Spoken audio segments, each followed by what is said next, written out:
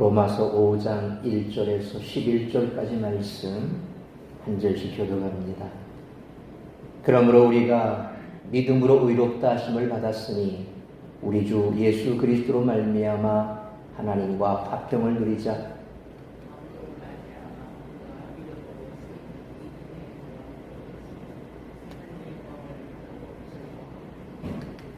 다만 이뿐 아니라 우리가 환난 중에도 즐거워하나니 이는 환난은 인내를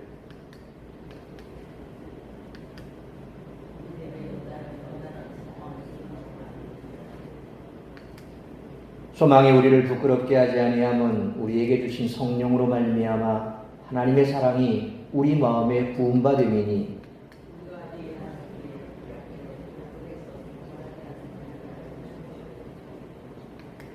의인을 위하여 죽는 자가 쉽지 않고 선인을 위하여 용감히 죽는 자가 혹 있거니와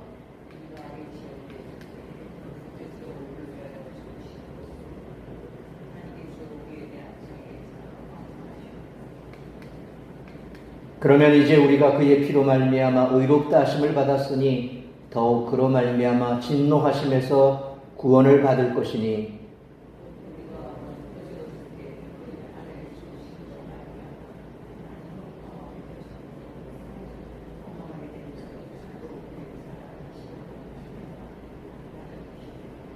(11절같이) 읽습니다. 그뿐 아니라 이제 우리로 화목하게 하신 우리 주 예수 그리스도로 말미암아 하나님 안에서 또한 즐거워하느니라. 아멘. 기도하겠습니다.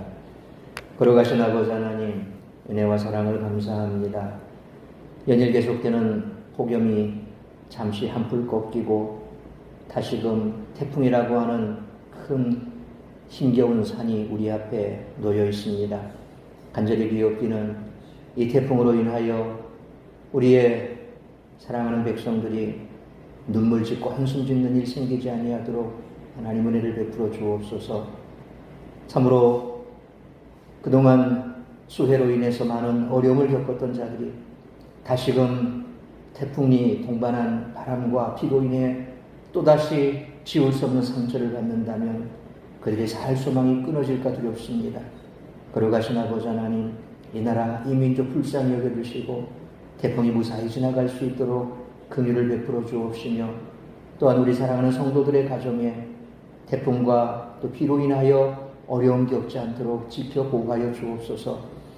오늘도 아버지 하나님, 우리가 하루 온종일 삶의 터전에서 힘써 일하다가 정한 시간 주님 앞에 나와 예배합니다. 이 예배 자리에, 말씀의 자리에 우리 하나님 함께하여 주옵시고 우리가 받은 이 귀한 믿음, 그 믿음으로 인하여 환난 가운데서도 우리가 소망이 있고 또한 소망 가운데 인내할 수 있음에 감사를 드리며 우리의 삶에 해결되지 않은 문제, 내 삶에 놓여있는 태산 같은 문제가 있다 할지라도 믿음으로 인내하며 소망 가운데 견딜 수 있는 우리 모든 성도들 될 수 있도록 크신 은총 베풀어 주옵소서.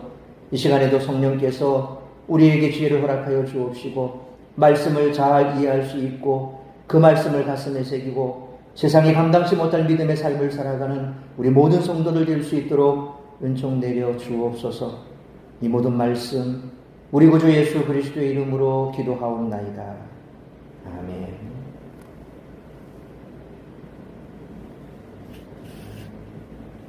바울은 1장 18절로 4장 25절까지 사람은 율법의 행위가 아닌 그리스도를 믿음으로 의롭게 된다는 논지를 계속해서 전개해왔습니다. 이제 5장부터 계속되는 8장까지에서는 그리스도를 믿음으로 의롭게 된 사람들이 사는 새로운 삶의 차원을 전개합니다. 오늘 본문 5장 1절로 11절과 그리고 8장 18절로 39절이 수미상관법, 다시 말하면 국문에서 말하는 주제가 서두에 나오고 맨 마지막에 나오고, 그러니까 앞뒤로 이렇게 주제가 똑같이 전개되는 것을 인클루지오, 수미상관법이라고 그렇게 얘기합니다. 8장, 이 5장, 오늘 보면 5장 1절로 11절, 그리고 8장 18절로 39절, 동일한 내용의 주제가 이렇게 앞뒤로 맞고 있습니다. 그리고 5장부터 8장까지를 이 주제가 감싸고 있는, 그래서 인클루지오, 수미 상관법이다. 그러니까 머리와 마지막 부분에 있어서 동일한 주제가 전개되는 그와 같은 모양새를 하고 있습니다. 이 두 단락은 하나님이 우리를 사랑하셔서 그리스도의 죽음으로 우리를 이미 의롭게 하셨습니다. 부활하신 그리스도를 통해 장차 진노의 심판에서 구원하실 것이니 비록 지금은 환난과 고통 가운데 있더라도 성령의 도움으로 구원을 소망하며 사랑 안에서 믿음으로 인내해야 합니다. 라고 선언한다는 거죠. 그리고 5장 12절로 8장 17절까지는 우리가 어떻게 새로운 삶을 살아갈 수 있게 되었는지를 더 상세하게 다루고 있습니다. 오늘 본문 5장 1절로 11절은 그 내용상 이미 이루어진 것, 그리고 장차 이루어질 것, 그리고 지금 이루어지고 있는 것으로 구분해 정리해 볼 수 있습니다. 우리는 이미 의롭게 되어 은혜 안에 들어왔고 성령을 받아 하나님과 화목하게 됐습니다. 또 우리는 장차 하나님의 영광에 참여하게 될 것이고 진노의 심판에서 구원받을 것입니다.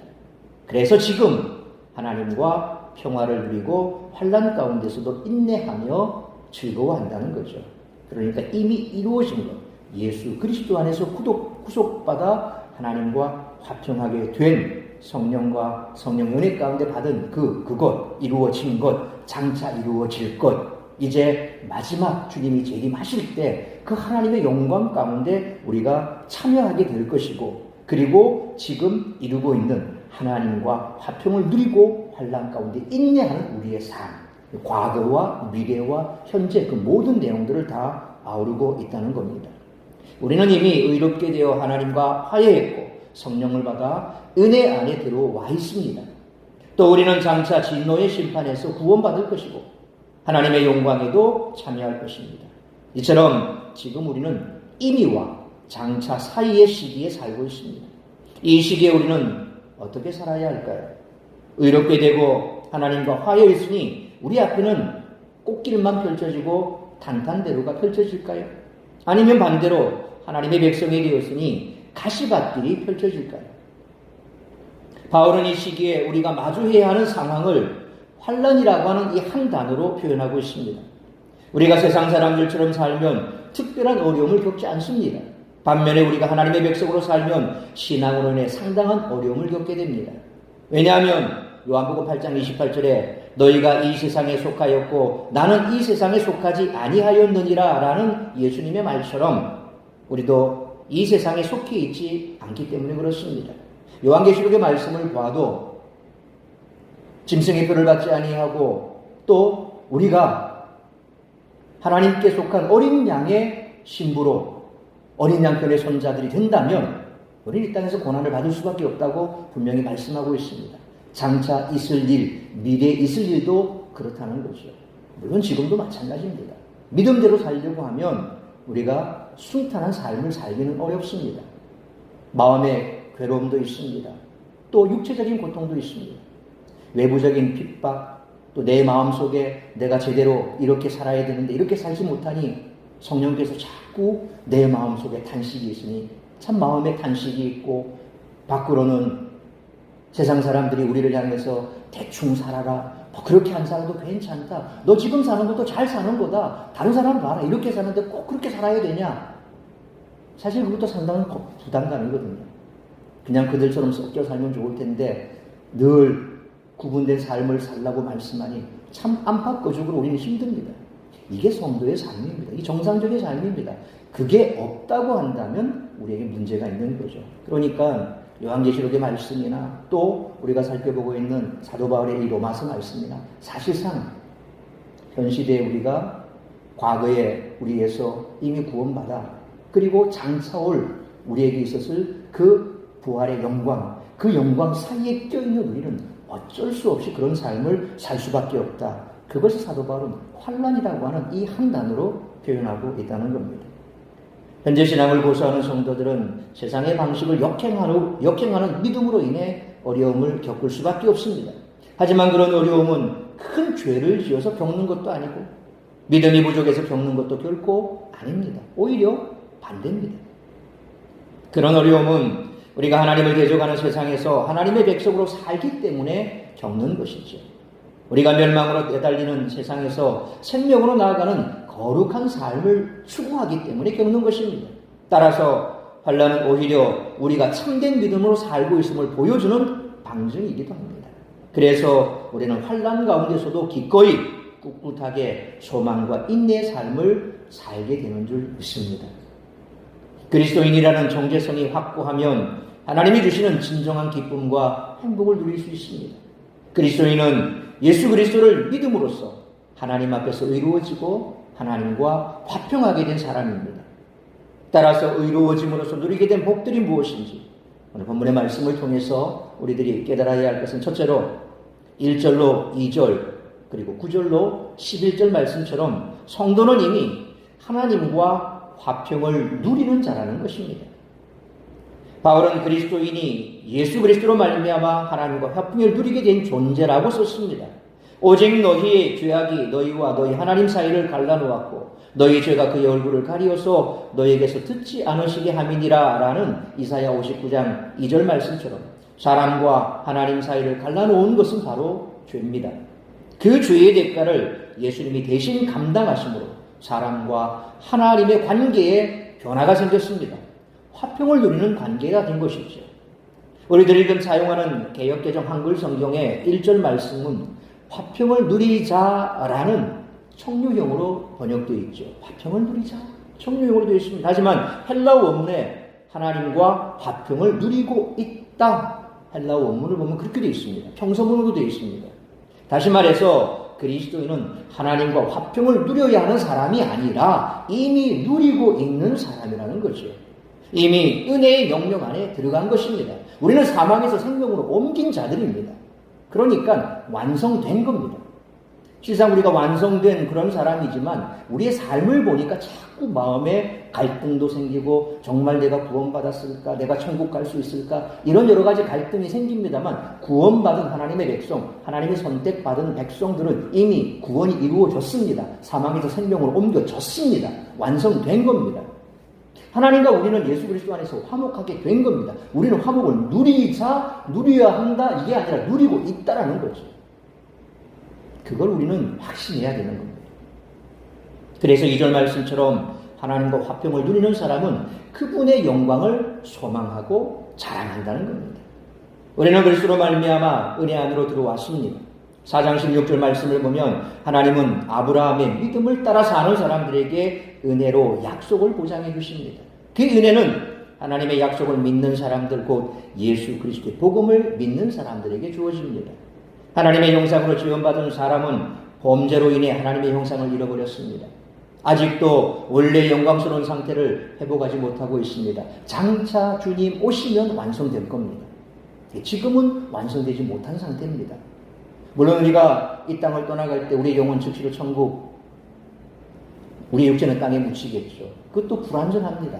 예수님께서 오셔야 마치 예수님께서 변화산에서 변화된 그 모습처럼 실제로 이 땅에 존재하는 모습이나 이 땅의 모습과 다른 모습, 광채가 나고 그리고 황홀스러운 그런 모습. 베드로가 그 모습을 보고 얼마나 황홀했습니까? 그러니까 내려가기 싫다는 거예요. 여기서 총악셋을 짓고 그냥 여기 있읍시다. 그 정도로 황홀한 그런 모습, 그게 바로 우리가 장차 받을 모습이죠. 육과 영혼이 합쳐져서 완벽한 모습이 되는 것, 바로 그런 거죠. 그런데 지금은 그렇지 않습니다. 예수님께서 오셔야 그것이 완성이 됩니다. 이미 우리는 그와 같은 은혜를 잃어버렸습니다. 회복하지 못했습니다. 장차 하나님 우리를 영광스러운 상태로 회복시켜 주실 것입니다. 그래서 우리는 하나님의 영광을 소망하며 즐거워한다는 거죠. 믿는 사람들은 이 땅의 전부가 아니라 그와 같은 영광된 일이 우리에게 기다리고 있기 때문에 그래서 우리는 표대를 향하여 달려가고 뒤의 일은 잊어버리고 앞을 향해서 달려가는 자들입니다. 우리는 그런 삶을 살아가는 거죠. 여기서 즐거워하다라고 번역된 헬라어 카우카오마이라고 하는 말은 물론 즐거워하다, 기뻐하다 이런 의미도 있습니다. 또 한 가지 자랑하다라고 하는 의미도 있습니다. 오늘 믿음으로 의롭게 된 그리스도인들에게는 세상의 자랑거리와 다른 차원, 새로운 자랑거리가 생겼다는 거죠. 그것은 바로 하나님의 영광입니다. 자랑에 대한 언급은 9절로 11절에서 다시 이어집니다. 먼저 9절 말씀처럼 죄인이었던 자들이 예수 그리스도의 죽음으로 의롭게 되었습니다. 죄인이 의롭게 된다는 경이로운 일이 일어났습니다. 그러므로 하나님의 진노에서도 구원을 받을 것입니다. 예수님은 장차 재림하셔서 우리를 장래의 노하심에서 건져주실 것입니다. 모든 사람이 최후 심판대 앞에 서서 유죄 또는 무죄, 멸망 또는 구원, 죽음 또는 생명, 진노 또는 긍휼의 판결을 받게 되는데 그의 피로 말미암아 의롭게 된 성도는 진노에서 구원을 받을 줄 믿습니다. 하나님의 죄인을 받으셔서 의롭게 만들으셨는데 의로워진 성도를 구원하시는 것은 지극히 당연한 이치가 아니냐는 거죠. 10절의 내용은 9절의 내용과 대동소이합니다. 다만 9절은 범죄와 용서라고 하는 모티브를, 10절은 원수와 화해의 모티브를 사용한다는 차이점이 있을 뿐입니다. 우리는 아들의 죽으심으로 하나님과 화해했습니다. 그러므로 더욱 그의 살아나심으로 말미암아 구원받을 것입니다. 바울은 구원을 종종 이렇게 미래 시제로 언급하기도 합니다. 화해는 바울 신학의 기본 개념들 가운데 속해 있는 중요한 개념 가운데 하나입니다. 화해의 주제는 바로 하나님이십니다. 여기서도 화목하다라고 번역된 헬라어가 카탈라소라고 하는 말씀인데 수동태입니다. 곧 신적 수동태로 쓰여있는, 그래서 우리는 하나님의 능동적인 화해 행위를 통해서 수동적으로 화해에 참여했음을 보여주는 단어가 바로 카탈라소라는 단어고, 그냥 우리 한글 성경에는 화목하다라고 되어 있으니까 실제 이게 수동태인지 능동태인지 어떤 의미인지 명확하게 구별이 안 되죠. 그러나 원문을 보면 이와 같은 수동태입니다. 타종교 사상과 비교해 볼 때 놀라운 사상이라고 할 수 있죠. 타종교 사상에서는 신은 단지 인간의 화해적 행위의 대상으로만 인식될 뿐이죠. 소위 우리가 쉽게 생각해 보십시다. 무속인들이 흔히 우리에게 그런 말을 하죠. 그러니까 우리 믿는 사람이 아니라 찾아온 사람에게 신이 노하셨어. 그럼 뭐합니까? 달래줘야죠. 신이 노하셨기 때문에 그 신을 달래줘야 된다는 거예요. 그럼 달래주려면 어떻게 해야 됩니까? 뭡니까? 약한 것은 부적, 강한 건 뭡니까?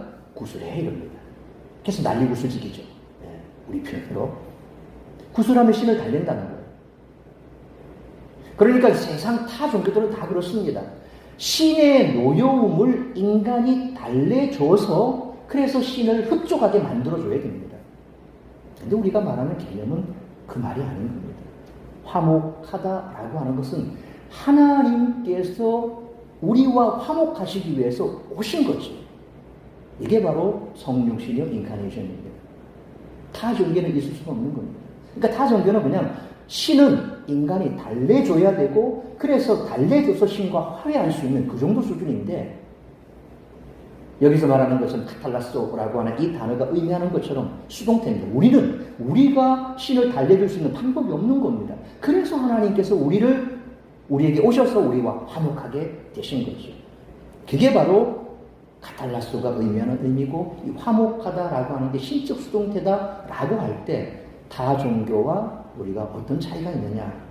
그래서 바로 예수님의 성육신이 그만큼 중요한 것이고, 또한 타 종교와 완전히 구분되는 하나의 획기적인 구분점도 이것이죠. 바울이 계속해서 강조하는 것은 하나님과 우리의 화해가 그리스도의 사역으로 인해서 성취되었다는 점과, 또 이것이 하나님의 일방적인 행동에 의해서 주어진 선물이라는 점입니다. 그래서 신적 수동태입니다. 예수를 믿는다는 것은 하나님과 원수된 상태가 변하여 그분과 합하는 것이며, 이는 곧 한 영이 되는 것을 의미하는 거죠. 그러므로 그리스도인들은 하나님과의 관계에 있어서 더 이상 진노의 대상이 아니며 상태에 있어서 더 이상 멸망을 향해 나아가는 그런 자들이 아니라는 겁니다. 예수 그리스도를 믿음으로 말미암아 하나님 나라의 열매를 맺은 친백성이 된 거죠.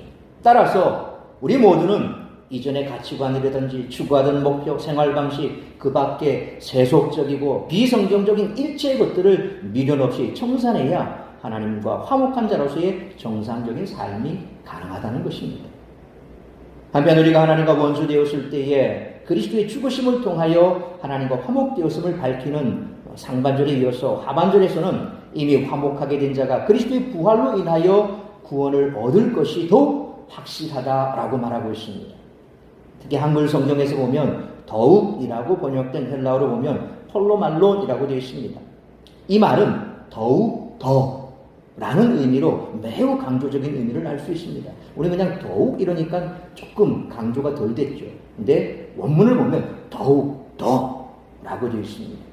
그러니까 그리스도의 죽으심을 통하여 하나님과 화목되었다면 이미 화목해진 자가 그리스도의 부활로 인하여 구원을 얻을 것이 더욱더 확실하다는 것입니다. 그래서 예수님이 부활의 첫 열매가 되신 것이 그만큼 중요한 겁니다. 기독교는 예수님께서 이 땅에 오셨다, 그는 하나님이셨다, 그리고 인간의 죄를 대속해서 죽었다, 끝이 아닙니다. 만약 그것으로 끝이라고 한다면 세상 타 종교가 다를 게 하나도 없습니다. 거기는 영광도 없고 아무것도 없습니다. 죽음으로 끝났으니까요. 그런데 예수님께서 살아계실 때에도 죽은 자를 많이 살리셨습니다. 그건 뭡니까? 부활을 의미하는 거죠.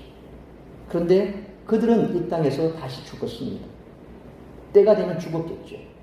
근데 예수님께서는 죽어서 승천하셨습니다. 그리고 하나님 보좌 우편에서 모든 권세를 다 받고 곧 이 땅에 오실 겁니다. 부활의 첫 열매가 되신 거죠. 기독교는 바로 그겁니다. 예수님의 부활입니다. 죽음 다음에 중요한 부활이 있다는 겁니다. 바로 예수님의 죽음을 통해서, 부활하심을 통해서 우리의 구원이 더욱더 확실해졌다는 거죠. 이러한 의미를 잘 살려서 표현한 이 번역이 바로 공동 번역 성경인데, 이 공동 번역 성경은 캐톨릭에서 쓰는 성경입니다. 저도 가끔씩 말씀을 보다가 참고하긴 합니다. 근데 번역상을 보면 이 공동 번역 성경이 굉장히 우리가 쉽게 이해할 수 있도록, 그리고 원문에 아주 많이 근접해서 그 원문이 가지고 있는 뉘앙스를 참 잘 표현했다라고 보여지는 게 캐톨릭에서는 이 공동 번역 성경입니다. 거기에 이렇게 번역되어 있습니다. 우리가 하느님의 원수였던 때에도 그 아들의 죽음으로 하느님과 화해하게 되었다면, 하물며 그분과 화해가 이루어진 지금에 와서 우리가 살아계신 그리스도를 통해서 구원받으리라는 것은 더욱 확실한 일이 아니겠습니까? 예수님의 부활이 우리에게 더 확실한 구원의 보증이 된다는 거지.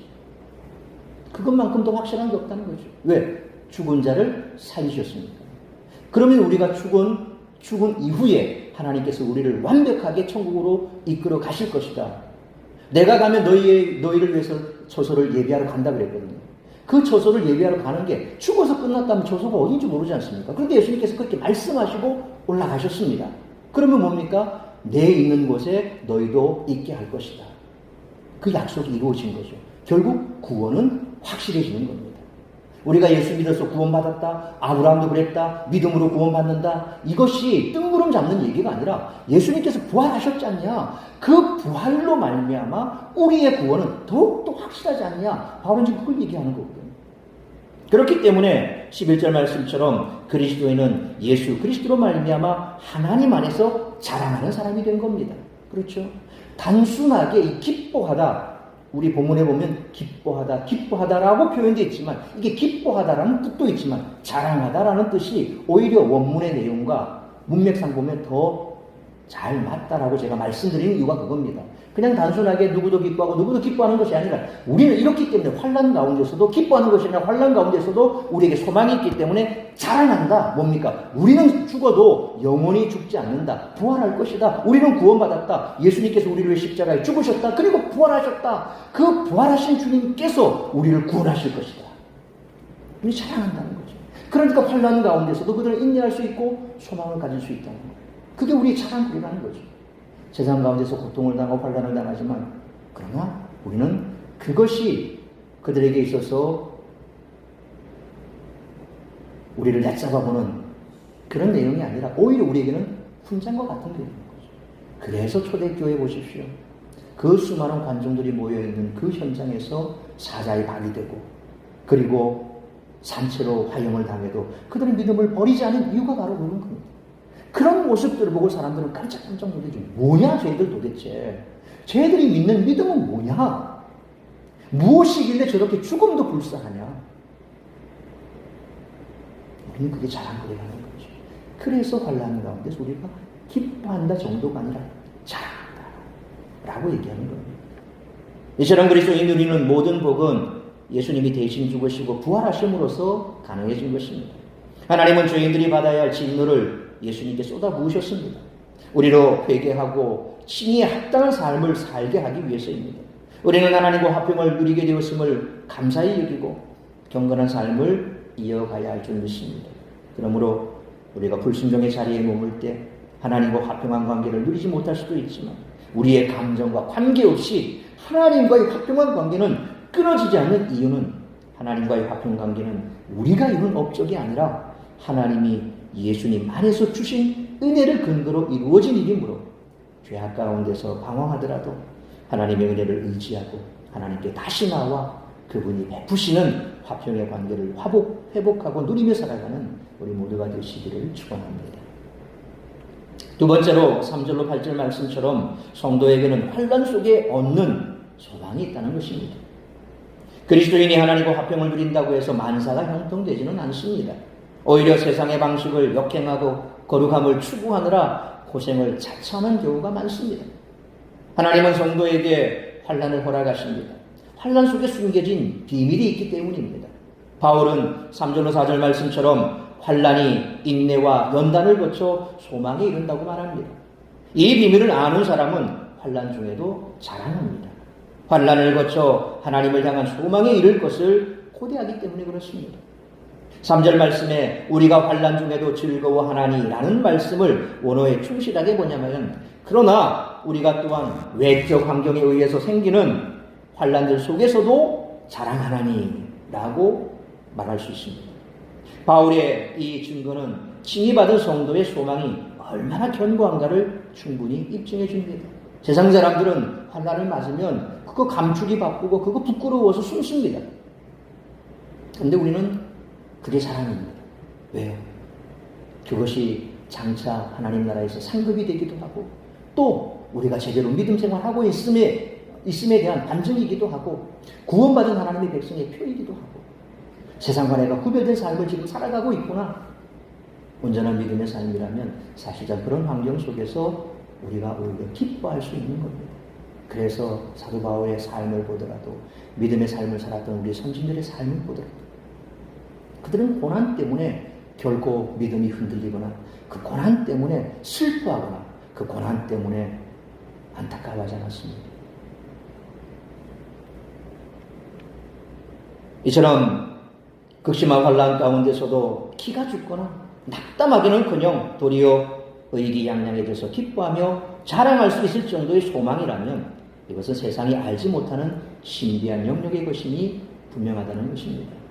그래서 우리가 어떠한 삶을 사느냐에 따라서 하나님의 영광이 나타나기도 하고 고난 가운데서도 우리가 세상 사람들 속에서 하나님의 영광이 나타나는 것은 바로 그 고난 속에서도 하나님을 바라보며 꿋꿋하게 나아가는 그 모습이 세상 사람들은 신비롭게 보이는 겁니다. 도대체 뭐냐?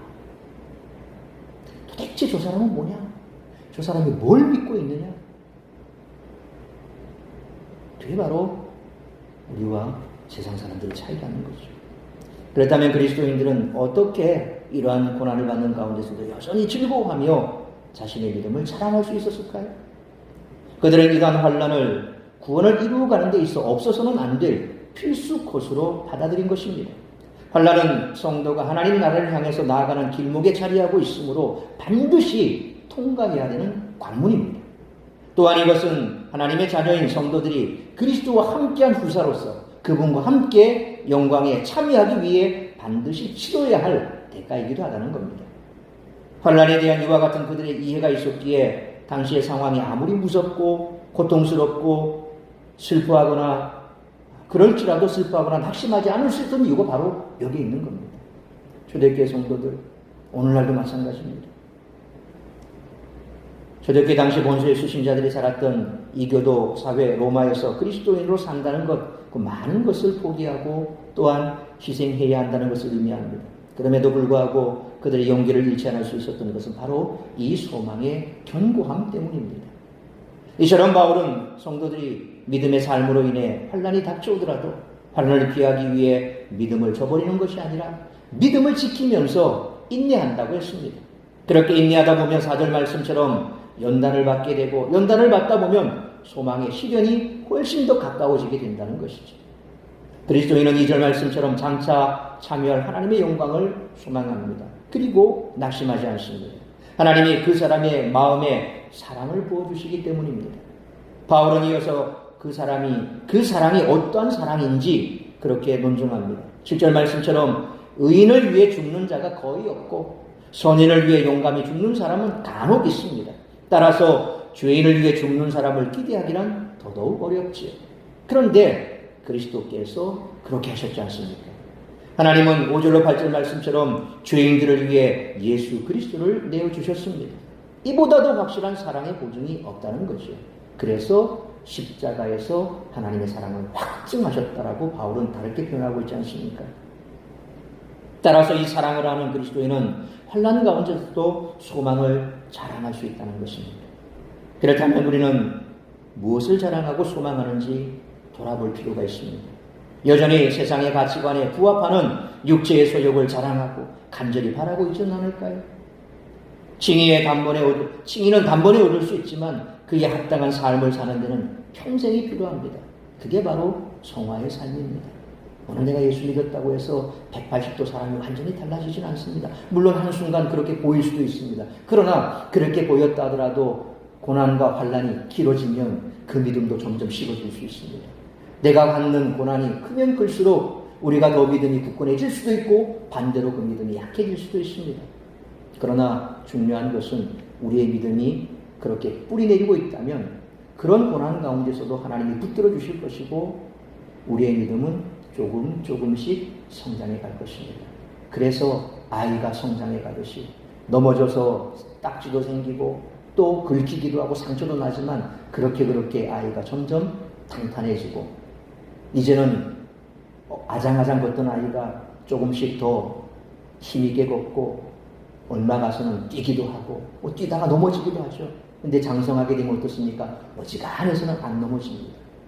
그렇게 우리의 신앙이 성장해 가는 거죠. 이처럼 우리가 단번에 이와 같은 믿음의 성장은 이룰 수 없지만 그러나 우리의 삶이 점점 더 굳건해지는 그러한 믿음의 단계로 가는 것 바로 우리에게 주신 하나님의 사랑이 있기 때문에 그렇습니다. 그 사랑을 우리의 가슴에 얼마나 내가 많이 채우고 있느냐. 그 사랑을 풍성하게 채우고 있으면 다른 게 필요가 없지 않습니까? 아이들이 부모의 사랑을 충만히 받으면 다른 데 신경을 안 씁니다. 근데 그 사랑을 제대로 받지 못하면 어떻습니까? 다른 데 자꾸 눈을 돌립니다. 그러면서 점점 부모와 멀어지게 되죠. 우리의 신앙도 마찬가지입니다. 하나님의 사랑과 잘 맺어져 있으면 다른 거 볼 이유가 없습니다. 그런데 세상과 점점 친해지면 그 하나님의 사랑은 점점 멀어지는 거죠. 마찬가지로 이와 같은 하나님의 사랑을 우리가 풍성히 받으면 그 하나님의 사랑은 어디 있습니까? 예수 그리스도 십자가에서 완벽하게 오지 않습니까? 그러므로 우리에게는 혼란 속에서 얻는 소망이 있으므로 더 이상 세상에 얽매여 회색 분자처럼 살지 않고 하나님 앞에서 의로운 자답게 거룩한 삶을 살기를 기도하며 힘쓰는 우리 모두가 되시기를 축원합니다. 사랑하는 성도 여러분, 하나님께 받은 복을 창고에만 넣어두고 영적으로 가난하게 살지 마십시오. 하나님과 화평한 관계를 유지하고 환난 가운데서도 그분의 영광을 소망하고 자랑하시기 바랍니다. 이것이 예수님이 주시는 풍성한 삶입니다. 이런 삶을 살아가는 우리 모두가 되시기를 주님의 이름으로 축원합니다. 기도하겠습니다. 거룩하신 아버지 하나님, 은혜와 사랑을 감사합니다. 오늘 주신 말씀처럼 우리 주님께서 우리가 죄인 되었을 때에 우리의 죄를 감당하시기 위해 스스로 십자가를 짊어지셨던 것처럼 하나님께서는 이처럼 독생자를 아낌없이 내어주신 그 사랑으로 우리를 구원하셨습니다. 그리고 주님께서는 부활하시어 우리에게 산 소망이 되셨습니다. 우리의 구원은 이처럼 단순한 구원이 아니라 예수님의 부활로 인해 더욱더 확실해졌습니다. 흔들리지 않는 이 구원의 확신을 가질 때에 우리가 세상의 환난을 당하지만 그러나 담대하게 이길 수 있는 그 승리의 비결이 여기에 있습니다. 세상이 우리를 시험하고 넘어뜨리고 또 우리가 때로는 우리의 믿음이 연약하여져서 쓰러지기도 하지만 그러나 십자가를 확증하신 하나님의 사랑이 우리에게 부원받았기에 그 사랑 붙들고 소망 가운데 인내하며 주님께서 우리에게 주신 그 구원의 든든한 버팀목을 붙들고 오늘도 다시 한번 삶을 살아가고자 합니다. 걸어가신 아버지 하나님, 내 삶에 펼쳐져 있는 해결되지 않은 문제가 있고 어려움이 있고 눈물이 있고 아픔이 있지만 그러나 이것은 지나갈 것입니다. 우리에게 주어진 영광이 분명 그날 완성될 그날을 우리는 소망합니다. 부활하신 주님의 그 소망을 붙들고 매일매일 삶 가운데서 우리에게 소망 주시는 주님과 함께 동행하며 세상과 구별되어 그 가운데 고난 가운데서라도 우리를 사랑하신 하나님을 자랑하는 그런 간증의 주인공들이 다 될 수 있도록 은총 내려 주옵소서. 이 모든 말씀 우리 주 예수 그리스도의 이름으로 기도하옵나이다.